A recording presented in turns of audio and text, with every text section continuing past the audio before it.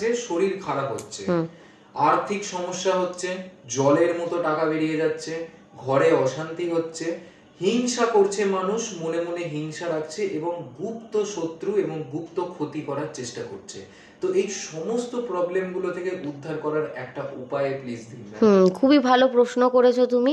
এছাড়াও আজকাল আমিও কমেন্ট সেকশানে দেখেছি অনেকেই বলেন খুব ভেতরে ভেতরে ভয় পাচ্ছি, শরীর খারাপ হচ্ছে, সময় একদম ভালো যাচ্ছে না, আর্থিকভাবে খুবই ক্ষতি টানাটানি। আর অনেকেই বলেছেন তার বাড়ির লোকও ক্ষতি করার চেষ্টা করছে, অনেকের আছেন গুপ্ত শত্রু তৈরি হয়েছে, তারাও মনে মনে হিংসা করছেন বা গুপ্তভাবে কিছু টোনা টোটকা করে ক্ষতি করার চেষ্টা করছেন। তো আজকে আমি এমন কিছু 5খানা শক্তিশালী টোটকা দেবো, করার চেষ্টা করুন, দেখুন ভালো ফল পাবেন অবশ্যই।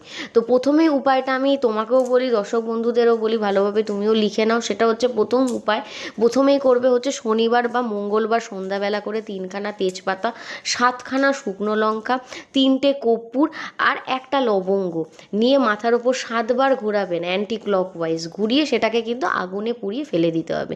পুরো পোড়া অংশটা বাইরে ফেলে দিন অবশ্যই।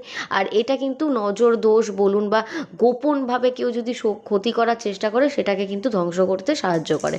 এরপরে উপায় নম্বর 2 কি বলবো, প্রথমে হচ্ছে রাতে যারা শোবার আগে অনেকেরই আছেন, অনেকেই বলেন আমাকে রাতে ঘুম হয় না ম্যাডাম, খুব দুশ্চিন্তা হয়, ঘুম মাঝে মধ্যে ভেঙে যায়। কি করবেন, রাতে শোবার আগে মাথার কাছে বা বেডের পাশে, মাথার কাছে জায়গা না থাকলে বেডের পাশে 1 গ্লাস জল নিন, গ্লাসের জলে ফু দিয়ে বলুন ওম হাম হানুমাতে নামাহা, 1বার বা 11বার মন্ত্রটা আপনারা বলতে পারেন।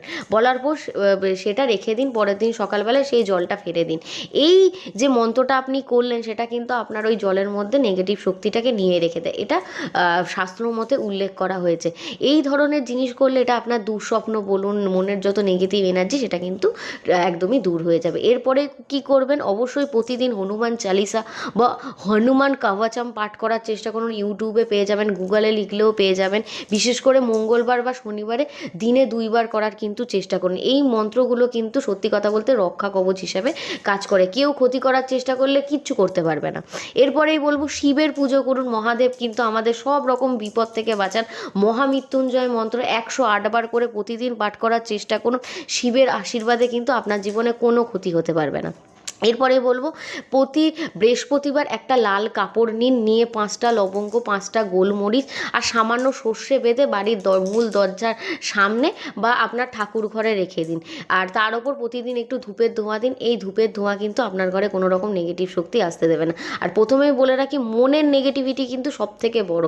মনের নেগেটিভিটি দূর করুন, দেখুন আপনার ক্ষতি কেউ করতে পারবে না। মনটাকে সবসময় পজিটিভ রাখার চেষ্টা করুন। কালো জিনিস